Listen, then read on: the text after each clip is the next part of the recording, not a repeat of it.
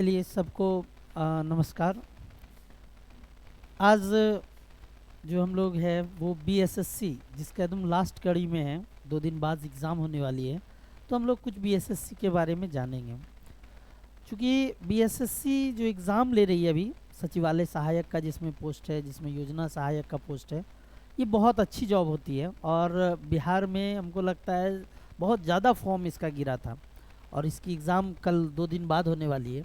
तो last time में हम कुछ ऐसी चीज़ें आपको बताना चाहते हैं कि जिसको आपको ज़रूर करना चाहिए।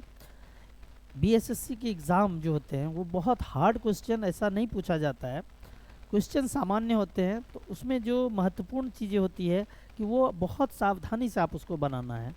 इसके लिए क्या करना है, तो पहले तो जो क्वेश्चन है 150 क्वेश्चन, इसको बहुत सावधानी से पढ़ना है। पहला पहला है इसमें कि बहुत सावधानी से प्रश्नों को पढ़ना है। क्योंकि बहुत बार जब आप हड़बड़ हड़बड़ करेंगे, आप बहुत तेज़ी तेज़ी से करेंगे कि जल्दी हो जाए जल्दी हो जाए, उस क्रम में जो जाना वो आपका क्वेश्चन है, जो मोस्ट इम्पॉर्टेंट क्वेश्चन हो जिसको आप जान रहे हैं, वो क्वेश्चन आप गलती करके आ जाएंगे। अक्सर होता है, आप देखेंगे, आप खुद भी देखेंगे, एनालिसिस करेंगे। जब भी आप एग्ज़ाम कभी दिए हों तो एग्ज़ाम के बाद आपको लगेगा कि वो तो क्वेश्चन हम जानते थे, बहुत बढ़िया क्वेश्चन था, बहुत बार पढ़े थे, लेकिन वो क्वेश्चन गलत करके आ गए। तो ऐसी गलती आप लोग नहीं करिएगा। बहुत सावधानी से आपको प्रश्नों को पढ़ना है और प्रश्नों का फिर उत्तर देना है। रीजनिंग जो इसमें आती है उसके लिए आप बहुत, ऐसा नहीं है कि बहुत चीज़ आप पहले ही पढ़ के जा रहे हैं तो ही वो, जो भी चीज़ें आएगी आप गौर से उसको सावधानी से धीरे से पढ़ेंगे, समझेंगे उसका, तो निश्चित रूप से आप तत्क्षण वहीं पे उसको बना सकते हैं। तो आप रीजनिंग वाला पार्ट को बहुत सावधानी से पढ़िएगा, और सावधानी से जब पढ़ेंगे तो आपका बनेगा भी। मैथ्स जो है, मैथ्स में भी आप कोशिश करिएगा कि मैथ्स का जो क्वेश्चन है वो बहुत हार्ड मैथ्स नहीं पूछे जाएंगे वही क्वेश्चन जो सामान्य तौर पर एग्ज़ाम में आते हैं, जो एलिमेंट्री मैथ्स के पार्ट हैं उससे क्वेश्चन सब रहता है। तो आप उसको क्या करेंगे, सावधानी से उसको बनाएंगे। बहुत बार आप देखेंगे आंसर से भी टैली करेगा। जो 4 ऑप्शन है आपका ए बी सी डी, उसमें से भी आप ए ऑप्शन में मान लीजिए 50% लिखा हुआ है, बी ऑप्शन में 60% है, और सी ऑप्शन में 10% है, डी ऑप्शन में 20% है। तो आप ये 4 ऑप्शन से भी वहाँ पर चूज कर सकते हैं।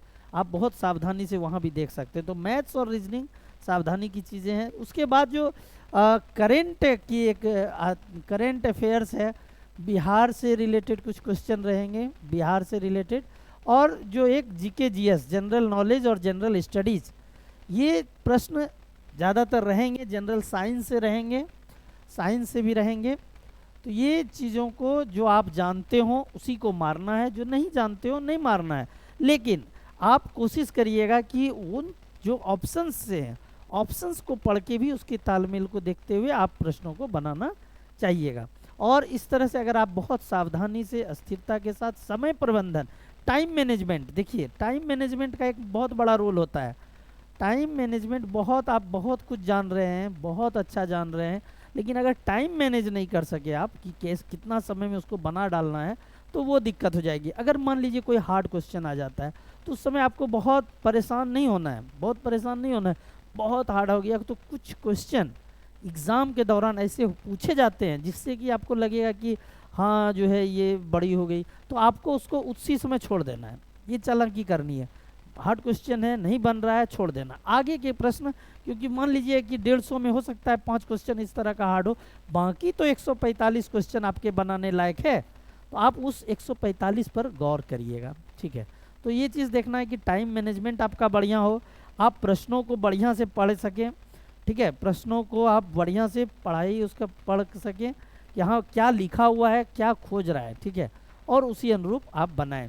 आपको लगता है कि जो लास्ट टाइम है एकदम बिल्कुल उसकी धड़कन को आप लोग जो है ना वो आप बहुत अस्थिर रखिए, शांत रखिए, मनन करिए प्रश्नों को। और जो आज तक पढ़े आप, मानिए कि हम बहुत अच्छा पढ़ाई किए हैं, हम मेरा रिजल्ट हो जाएगा, उस क्रम में आप आराम से क्वेश्चन को पढ़िएगा। आप यकीन मानिए कि आप बढ़िया रिजल्ट करके आइएगा।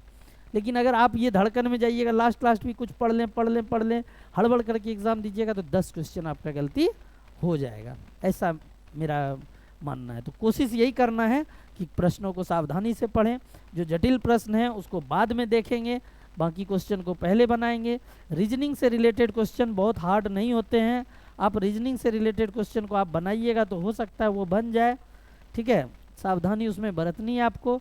मैथ्स के क्वेश्चन भी आप आराम से, अगर मैथ्स को समझना चाहिएगा कि मैथ्स क्या बोलना चाह रहा है प्रश्न में, तो आप आराम से उसको कर सकते हैं। ये चीज़ें हैं।